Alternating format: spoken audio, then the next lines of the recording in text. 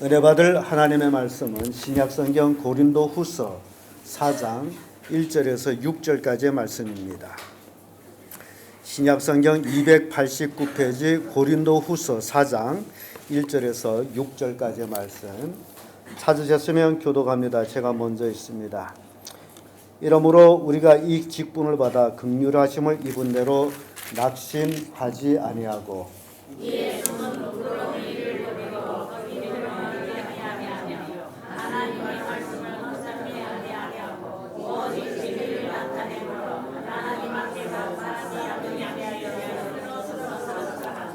만일 우리 복음이 가려웠으면 망한한 자들에게 가려운 것이라.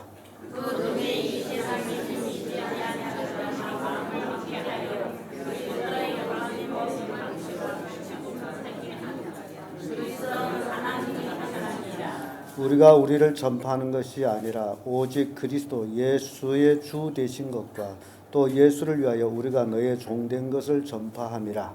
어두운 데서 빛이 비추라 하시던 그 하나님께서 예수 그리스도의 얼굴에 있는 하나님의 영광을 아는 빛을 우리의 마음에 비추셨느니라. 아멘. 방금 읽은 말씀으로 그리스도의 일꾼, 이런 제목으로 말씀을 나누겠습니다. 히틀러 집권 당시 독일에 고백교회라고 있었습니다. 그 교회에 담임하고 있는 본 회퍼라는 청년 목사님이 계셨는데요. 이분은 27살에 목사 안수를 받고 39살에 순교를 당합니다. 히틀러 나치 정권에 대항하여서 순교를 당하는 분인데요. 그는 나치 정권이 유대인들을 대학살을 저지를 때에 참 안타깝게도 그때 당시에 독일의 교회가 굉장히 많았음에도 불구하고 독일 교회에서는 히틀러가 유대인들을 대학살할 때 묵인하고 있었습니다. 그리고 오히려 히틀러를 그리스도라고 추앙하고 숭배를 했습니다. 이럴 때에 바로 이 본 회퍼라는 이 청년이 미국에서 독일로 돌아와 가지고 또 자기 지인들, 동지들을 신앙의 동지들을 모아서 1934년 5월 29일 날 나치 정권을 대항하여서 본 회퍼는 바르벤 선언을 세계에 향해서 선포합니다. 선언문이 6항으로 되어 있는데 제가 이 자리에서는 그걸 다 이렇게 소개를 못하고, 그때 당시에 히틀러를 대항해서 이렇게 바르멘 선언을 한다라는 것은 죽음을 각오하고 하는 일이에요. 뿐만 아니라 그는 라디오 방송을 통해서 용감하게 이런 설교를 합니다. 어느 미친 운전사가 차를 몰고 있습니다. 그는 쉴 새 없이 폭주하면서 많은 교통사고를 일으키고 있습니다. 당신이 그 자리에 있고 만일 당신이 기독교인이라면 쫓아다니면서 치료만 해주고 기도만 해줄 것입니까? 아니면 그 미친 운전자를 끌어내리겠습니까? 이런 방송 설교를 했어요. 히틀러를 향해서. 결국 그 방송국은 이제 방송이 중단이 됩니다. 그리고 1943년 4월에 체포됐다가 2년간 수용소에서 전전하다가 히틀러 암살 모의라는 죄명으로 교수형을 당합니다. 이분이 39년도에 미국에 가서 망명할 수도 있었음에도 불구하고 미국에서 2주 만에 다시 독일로 돌아옵니다. 그는 내가 있어야 될 곳은 독일이다. 내가 미국에서 안일하게 보내는 것이 아니다 라면서 결국 독일에 돌아와서 이렇게 순교를 하신 분인데, 당시 그가 순교할 때에 그 순간을 지켜본 나치 의사가 증언하기를 이렇게 말합니다. 그처럼 모든 것을 하나님께 내어 맡기면서 죽어가는 사람은 본 적이 없습니다. 이 본 회퍼라는 사람은 모든 것을 하나님께 맡기고서 죽어갔다는 거죠. 그러면서 그는 최후에 운명하면서 한마디를 합니다. 죽음으로 모든 것이 끝날 것입니다. 그러나 나에게 죽음은 생명의 시작입니다. 그리고 순교를 했어요. 그는 평소에 믿기만 하면 구원받는다는 값싼 은총을 굉장히 많이 비판했어요. 오늘날 기독교가 비판받아야 될 많습니다. 당신 예수만 믿으면 천국 갑니다. 삶이 어떻게 살았든지 상관없이 예수만 믿으면 천국 간다. 이런 말, 이게 잘못된 게 아니냐. 이분은 값싼 은총이라고. 대신 그리스도의 십자가를 따르는 희생과 헌신을 요구하는 값비싼 은총을 실천하는 신앙을 강조한 분이에요. 믿음의 삶이 없다라는 건 그게 결국 불신앙이 아니겠느냐. 제가 오늘 본 회포 이야기를 여러분들에게 들려주는 것은 그리스도의 일꾼이란 바로 복음을 위하여 생명도 바칠 각오를 한 사람들이다 라는 것을 여러분들한테 명시해 주고자 해서, 우리가 어떻게 신앙생활을 해야 되느냐, 교회 왔다 갔다 하는 것으로 만족할 것이냐, 아니면 정말 나는 거듭나서 주의 복음의 일꾼으로, 그리스도의 일꾼으로 살 것인가 라는 것이 우리가 선택해야 될 선택사항입니다. 사도행전 21장 13절에 보면 바울이 대답하되, 바울이 얘기입니다. 너희가 어찌하여 울어 내 마음을 상하게 하느냐. 나는 주의 이름을 위하여 결박받을 뿐만 아니라 예루살렘에서 죽을 것도 각오하느니라. 지금 바울이 3차 전도 여행을 마치고 예루살렘으로 돌아가는 그 길에 있어서 많은 동료들, 예언가들 바울을 향해서 예루살렘으로 가면 안 됩니다. 그러면서 바울의 띠를 풀어가지고 자기를 묶으면서 이 띠음자가 예루살렘에 가면 이렇게 될 것입니다. 가면 안 됩니다. 가면 안 됩니다. 모두 그렇게 얘기를 했어요. 그래요. 가면 죽음의 길이에요.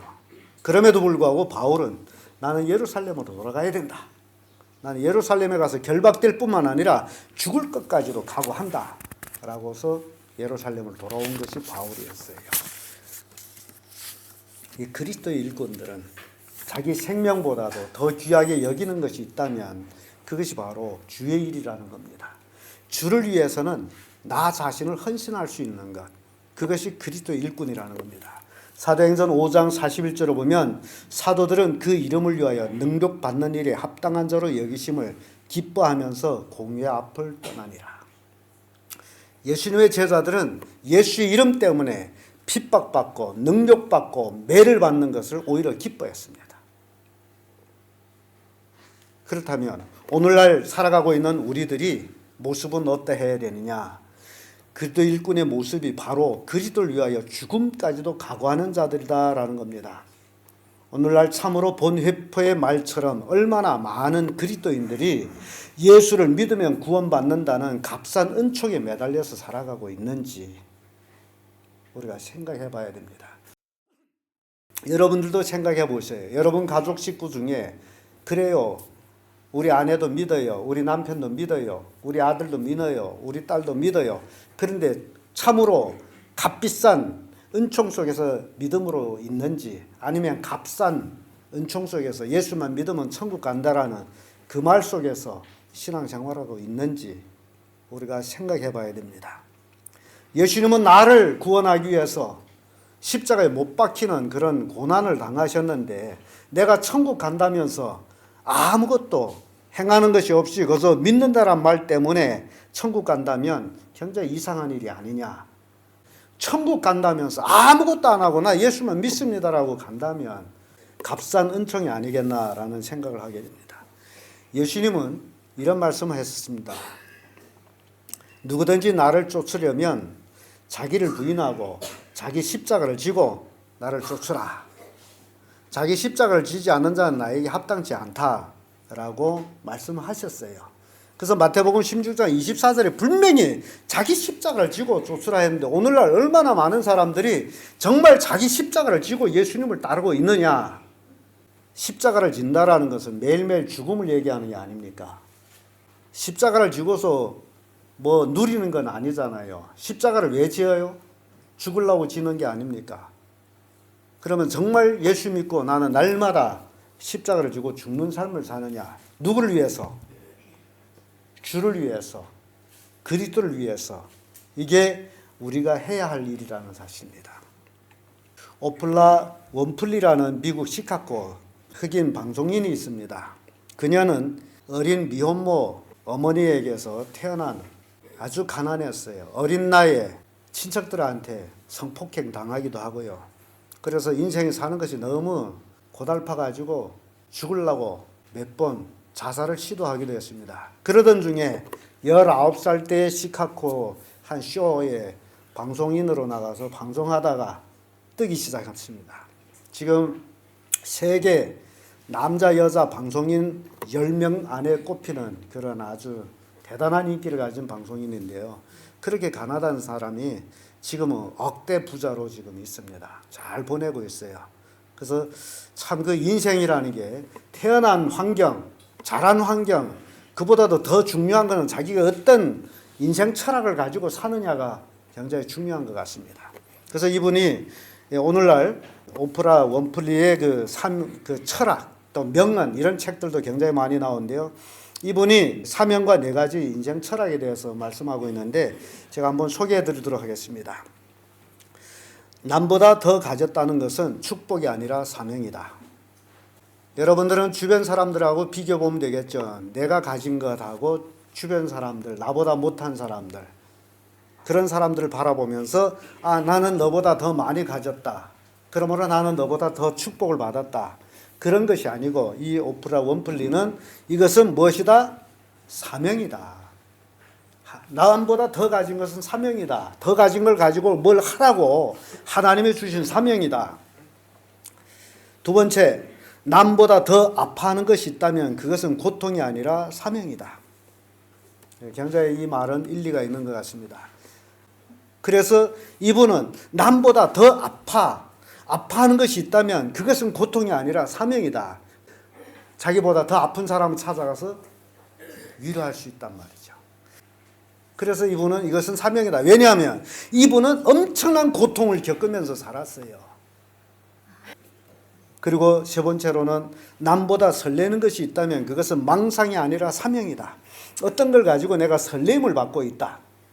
그러면 그것은 망상이 아니고 사명이다. 그 설렘이 나에게 현실로 이루어진다는 거예요. 그러니까 이분은 방송인으로 처음에 데뷔할 때 굉장히 많이 웃겼어요. 심사원들이 너 같은 놈이 뭔 방송인이냐 그럴 정도로. 그런데 지금 세계 남자 여자 방송인 중에 10손가락 꼽힌 중에 한 사람이란 말이에요.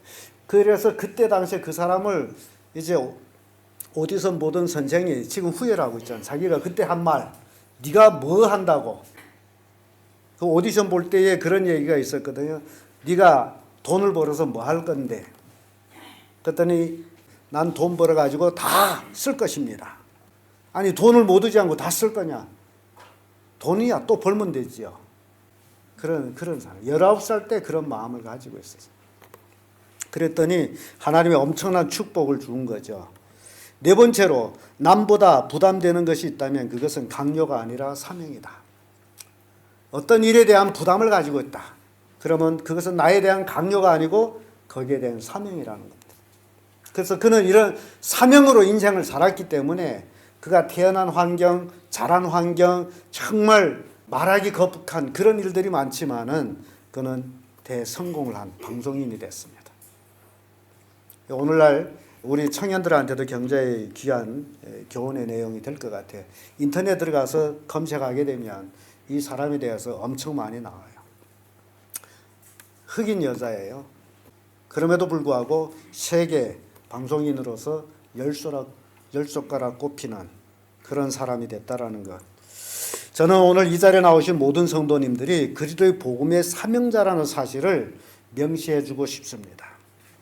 그리스도의 복음의 일꾼이란 예수 그리스도를 믿고 하나님의 자녀가 된 자로서 하나님께로부터 소명을 받고 복음을 전하는 사람들을 놓고서 그리스도의 일꾼이다라고 얘기합니다. 여기는 누구든지 다 그리스도의 일꾼이 될 수 있다라는 겁니다. 나이 많든 적든 어리든 상관없어요. 남자 여자 상관없어요. 모두 다 그리스도의 일꾼이 될 수 있다. 단 조건이 있다면 내가 진정 예수 믿고 구원받은 자냐. 내가 진정 구원받은 자라면 바로 그리스도의 일꾼이라는 겁니다. 사람이 행복은 많이 가진 데서 오는 것이 아니라는 겁니다. 자기가 즐겨하는 일에서 오는 것이라는 거죠. 먹고 살기 위해서 일한다면 그 일은 인생을 고달프게 만들지만은 사는 문제가 아니라 그 일이 좋아서 한다면 그 일은 바로 축복이라는 것입니다. 마찬가지로 복음을 전하는 것도 마지못해서 한다면 전도하려 나가는 것이 고역이에요. 우리 매주 화요일 오후, 목요일 오후 우리 전도대를 나가는 걸 보면요. 정말 우리 찬송가에 나가세 나가세 하면 정말 싸워서 나가서 이겨야 될, 정말 전도하는 것이 좋고 즐겁고 기뻐서 나간다면 그 전도의 현장이 바로 축복이라는 겁니다. 어떤 마음의 자세로 나가느냐가 굉장히 중요합니다. 하나님께서 우리 각자에게 재능을 주셨고 이 역사 속에서 우리를 살도록 우리가 지금 이 시대에 살고 있다는 겁니다. 하나님은 각 사람에게 주신 재능에 맞게 일하도록 모든 사람에게 재능을 주셨어요. 그 주신 재능을 가지고 기쁘게 살 수 있다면 그것은 축복입니다. 현대 선교의 문을 연 월리엄 캐리라는 사람이 있습니다. 이 사람은 학력도 없어요. 다만 그는 날마다 성경을 읽다가 너희는 가서 모든 족속을 제자를 삼아 아버지와 아들과 성령의 이름으로 침례를 주라. 내가 너에게 분부한 모든 것을 가르쳐 지키게 하라. 이 말씀을 읽고서 그 자리에서 아멘. 그래서 순종하고 선교를 나간 거예요. 그렇게 선교의 문을 연 분입니다. 사랑하는 성도 여러분, 전 여러분들이 다 그리스도의 복음의 일꾼들이 되기를 바랍니다. 우리 주변에 얼마나 많은 사람들이 예수를 모르고 지금 죽어가고 있습니까? 불신자들과 함께 놀고 함께 식사하면서도 그들에게 복음을 전하지 않는다면 생각해야 할 거 있습니다. 이것은 뭘 얘기하느냐? 본인이 복음을 모르고 본인이 예수님을 모르고 본인이 천국을 모르고 있다는 겁니다. 불신자와 함께 식사하고 함께 놀면서 그들에게 복음을 전하지 못한다는 건 천국에 대한 확신이 없다라는 겁니다. 정말 진정 복음을 알고 예수 그리스도를 알고 천국을 안다면 그들에게 복음을 전하지 아니하면 견딜 수가 없습니다. 전할 수밖에 없습니다.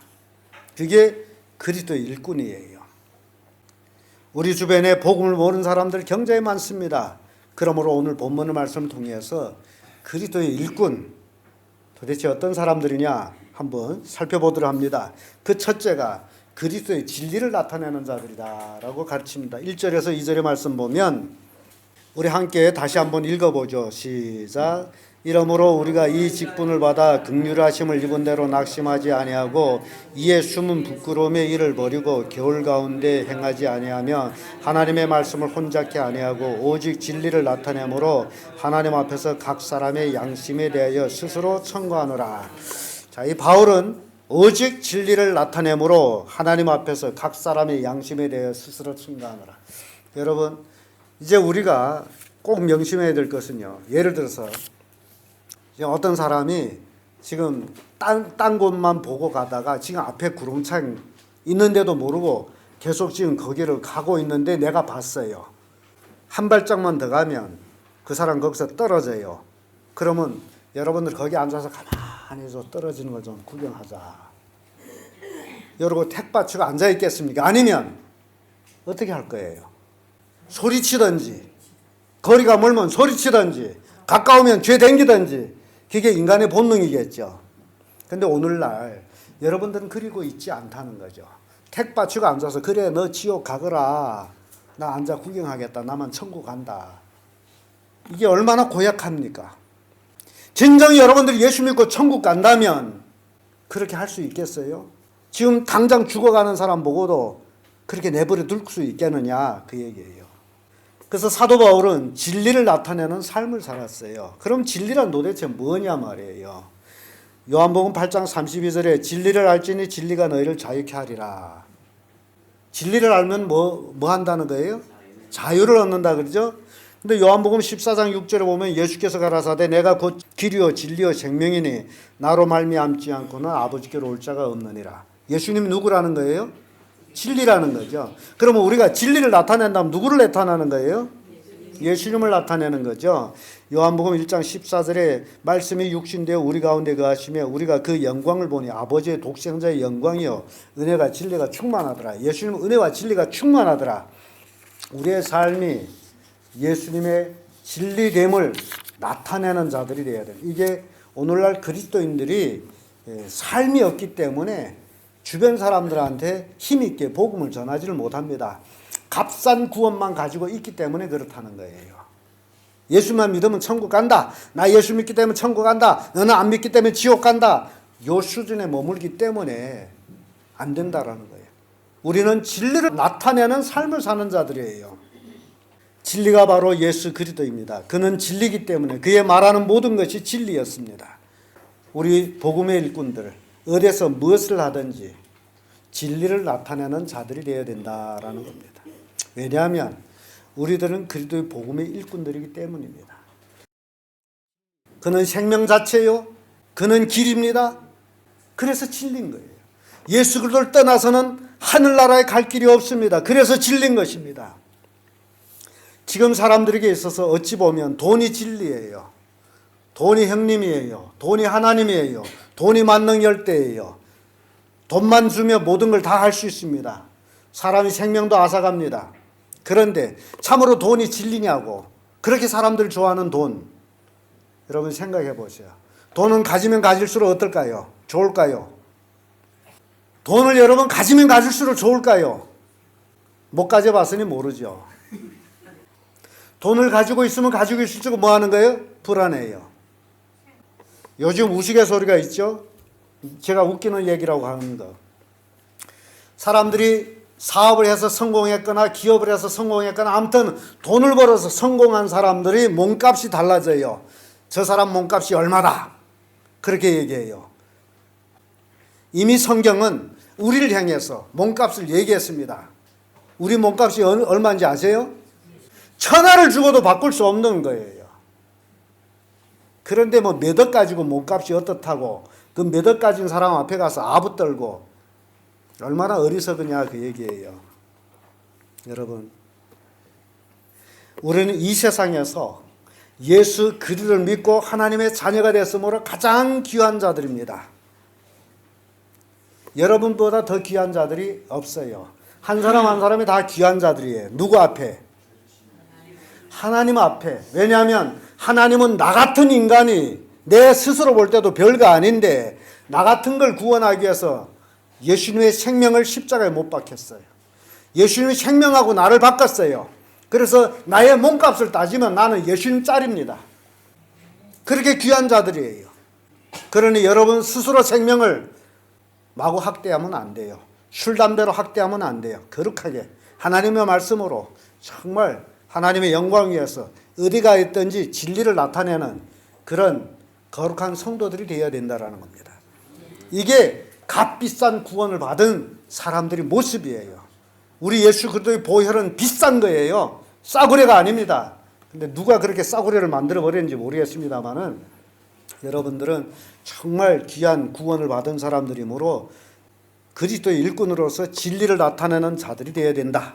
두 번째로 그리스도의 일꾼은 그리스도의 복음의 빛을 발하는 자들입니다. 3절 4절의 말씀 우리 같이 읽습니다. 시작. 만일 우리의 복음이 가리웠으면 망하는 자들에게 가려운 것이라. 그 중에 이 세상 신이 믿지 않은 자들이 마음을 혼미케 하여 그리스도의 영광의 복음의 광채를 비치지 못하게 함이니 그리스도는 하나님의 형상이니라. 이 말씀 보면 복음에는 생명의 빛이 있습니다. 그런데 가끔 이 생명의 빛이 사람들로 인해서 가려워진다라는 겁니다. 원인은 예수 믿는다라는 사람들이 거듭나지 못했기 때문에, 교회는 다니는데 거듭나지 못했기 때문에 그들이 오히려 복음의 거침돌이 되고 있다는 겁니다. 그러니까 이 자리에 앉으신 분들이 거듭나지 못하면 복음의 거침돌이 된다는 거예요. 태양은 늘 있습니다. 그런데 어떨 땐 태양이 없을 때도 있어요. 왜요? 왜 태양이 없어요? 구름에 가리워서. 그러니까 구름에 태양이 가렸다 해가지고 태양이 없습니다. 내가 외쳐서 없는 거예요. 복음의 빛이 가려운 것은 바로 믿지 않는 자들 또는 믿는다라고 하는 사람들이 삶에 거듭나지 못했기 때문에 그래서 복음이 가려워져 있다는 겁니다. 진정 우리가 그리스도의 일꾼이라면 우리는 복음의 빛을 발하는 자들이 되어야 된다라는 겁니다. 이사야 60장 1절에서 3절의 말씀 보면 일어나 빛을 발하라. 이는 내 빛이 이르렀고 여호와의 영광이 내 위에 임하였음이니라. 보라 어둠의 땅을 덮었던 것이며 캄캄함이 만민을 가리우나니 오직 여호와께서 내 위에 임하실 것이며 그 영광이 내 위에 나타나리니 열방이 내 빛으로 열왕은 비추는 그 광명으로 나오리라. 우리가 빛을 비추는 자들이라는 거예요. 우리가 뭘 하는 자들이다? 누구의 빛을? 하나님의 빛, 예수 그리스도의 빛을 바라는 자들입니다. 에베소서 5장 14절의 말씀 보면 그러므로 이르시기를 잠자는 자여 깨어서 죽은 자 가운데서 일어나라. 그리스도께서 내게 비치시느니라. 예수님의 빛이, 생명의 빛이 지금 비치십니다. 참빛 대신 예수 그리스도. 그리스도의 일꾼들은 이 예수 그리스도의 빛을 비치는 자들인데 우리는 빛이가 아닙니다. 우리는 빛을 반사하는 자들, 반사체예요. 우리는 생명의 빛이 아니에요. 생명의 빛 대신 예수님의 빛을 반사하는 자들이에요. 그래서 내가 빛을 잘 반사할 수도 있고 잘못 반사할 수도 있습니다.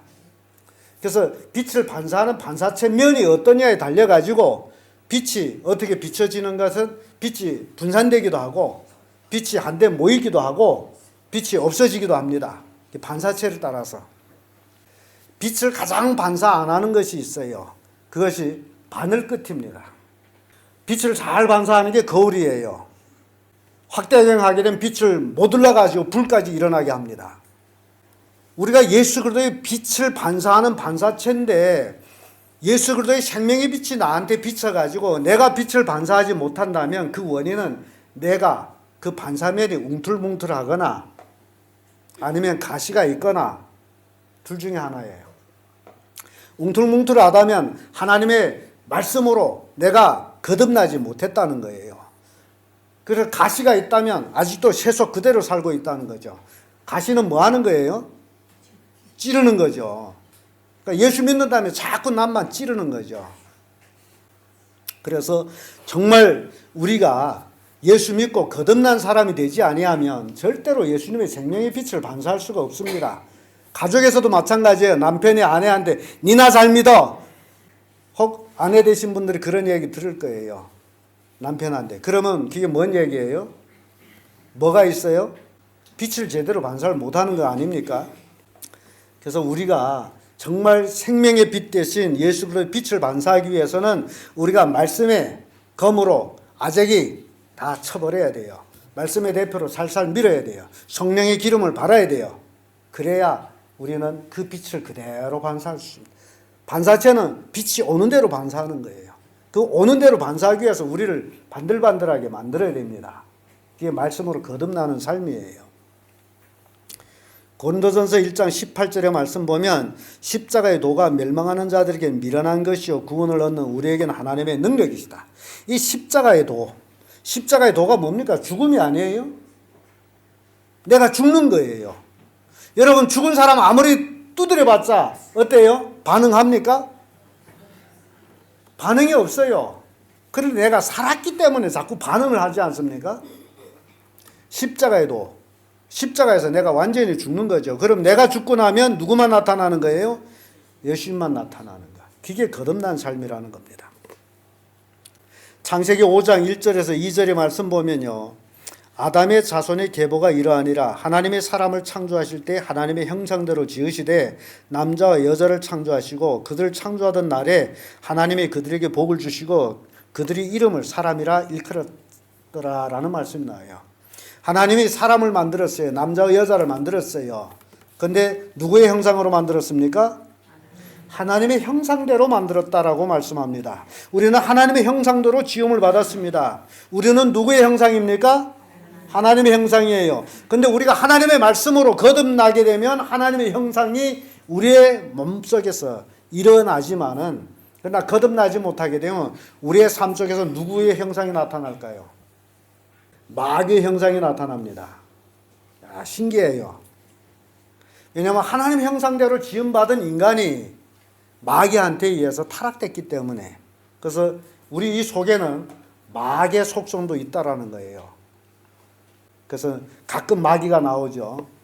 그래서 내 속에 있는 마귀를 죽여야 되는데 그 죽이는 방법이 내가 죽는 거예요. 내가 죽으면 내 속에 있는 마귀가 죽어요.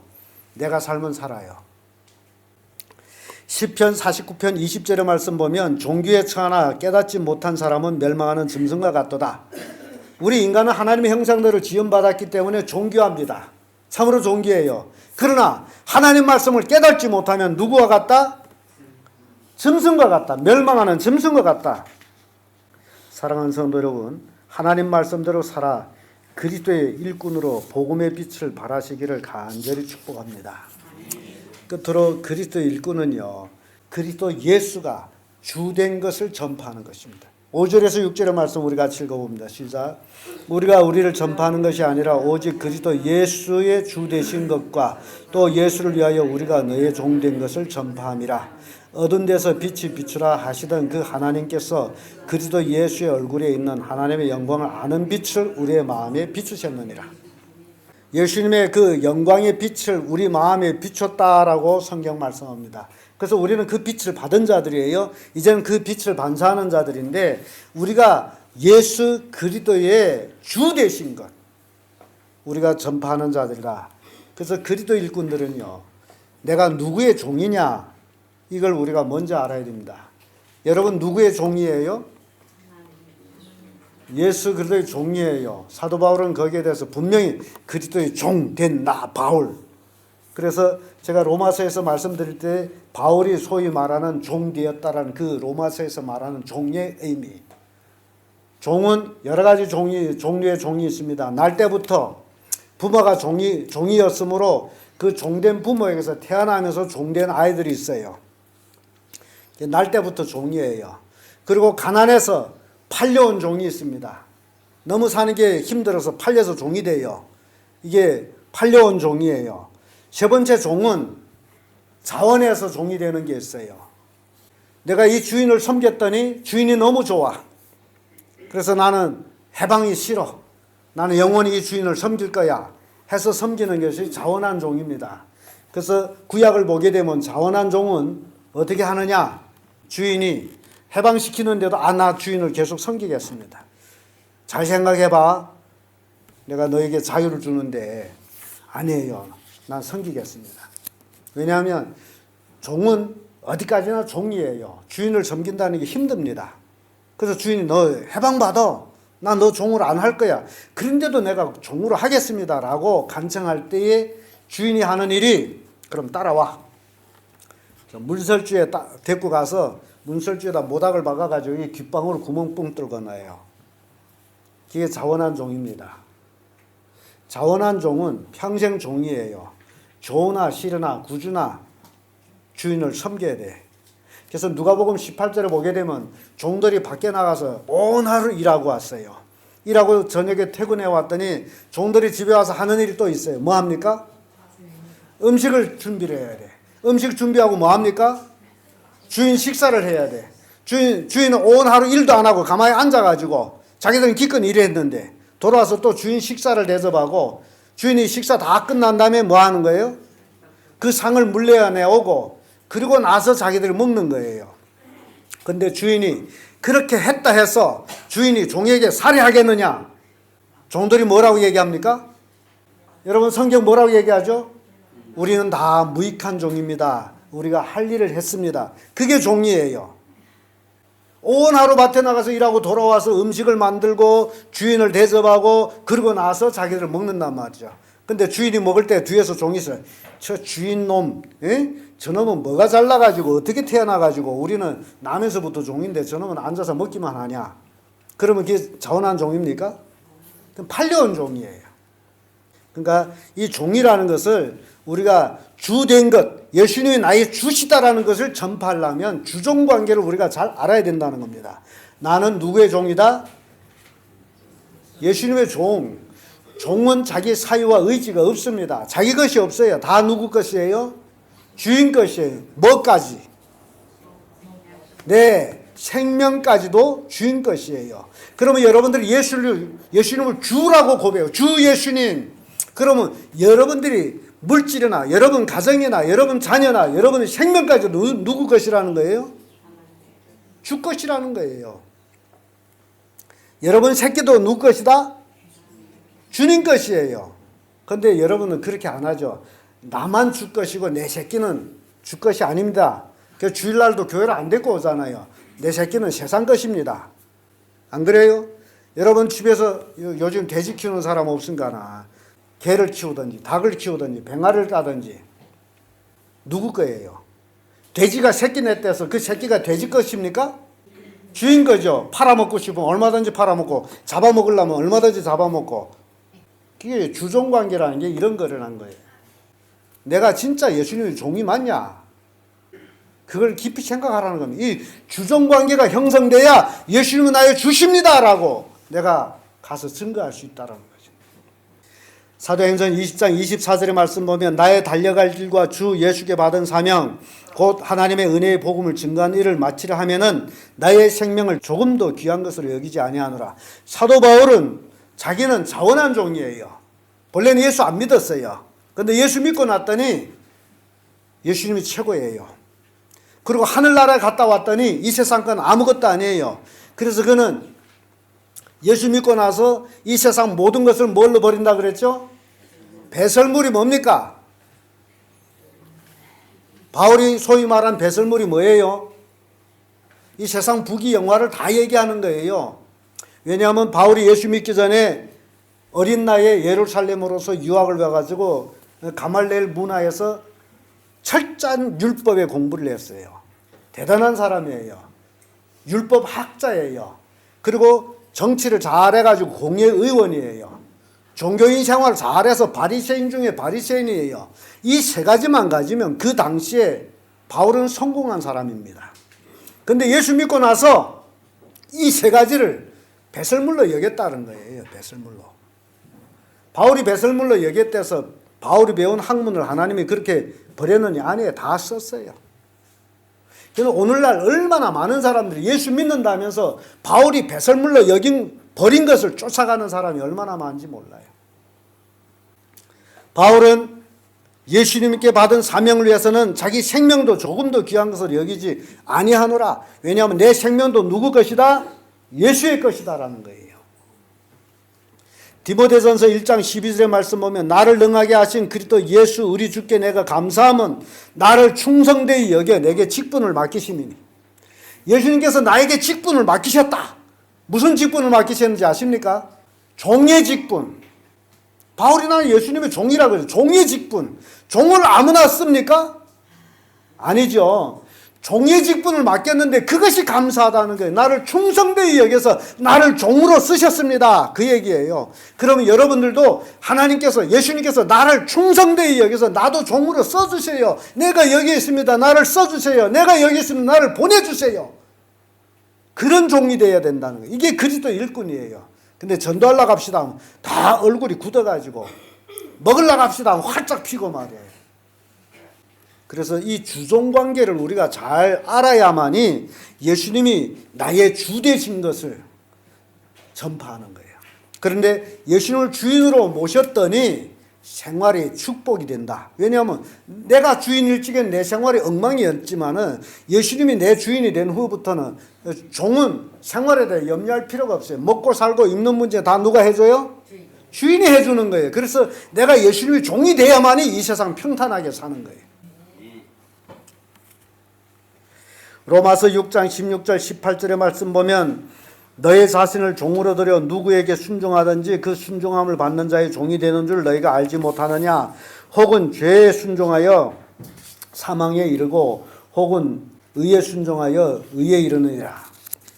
하나님께 감사하리로다. 너희가 본래 죄의 종이더니 너희에게 전하여 준 본을 마음으로 순종하여 죄에서 해방되어 의의 종이 되었느니라. 이 순종해서 의의 종이 됐다. 여러분들이 그리스도의 일꾼이 되려면 하나님 말씀에 절대적으로 뭐 해야 됩니까? 순종. 이게 종의 자세입니다. 순종하는 것. 옛날 원산에 동아기독교가 동아기독교 본부가 있었어요. 근데 그 편익 선교사님이 카나다에서 평신도 선교사로 와가지고 많은 일꾼들을 키웠는데 이제 총회장을 세워야 되는데 누구를 세워야 되느냐 고민이 많아서 사람 비슷비슷하기 때문에 그래서 하루는 일을 시켰어요. 신학생들이죠. 일을 시켰어요. 얘들아 오늘은 저 밭에 물을 빼다가 저 앞에 가서 거꾸로 심어라. 물을 옮겨 심으면 돼. 뭐 어떻게 심으라요? 거꾸로 심어라. 그래서 학생들이 그 물을 뽑아가지고 가서 심어요. 근데 생각하기를 카나다에서 왔으므로 한국말을 잘 못해가지고 우리를 거꾸로 심으라 본다. 그래서 다 오로 심어놨어요. 근데 한 줄만 거꾸로 심은 사람이 있었어요. 그래서 그 사람이 4대 감목이 됐어요. 김영관 목사님이라고. 예, 순종해서. 그러니까 거꾸로 심으라면 거꾸로 심고 오로 심으라면 오로 심고 묻어버리라면 묻어버리고 그게 순종이에요. 이해가 됩니까? 말 같지 않은 말을 했다 할지라도 순종하는 게 순종이에요. 근데 내 생각은 어떤데 그게 아닙니다. 내 생각이 있을 수가 없어요, 종은. 그래서 주인이 하란 대로 하는 게 그게 순종이에요. 하나님이 나한테 하란 대로 하는 게 순종이에요. 내 생각은 아닌데요. 네가 뭔데 하나님이냐 말이에요. 그래서 그리스도 일꾼은 바로 복음과 함께 살고 죽는 자들이에요. 사랑하는 성도 여러분, 그리스도 일꾼들은 진리를 나타내고 복음의 빛을 발하고 그리스도가 주 되심을 증거하는 자들입니다. 이것이 오늘날 그리스도인들의 사명입니다. 오늘 이 자리에 모인 모든 성도들이 그리스도의 일꾼이 되기를 간절히 축복합니다. 기도하겠습니다.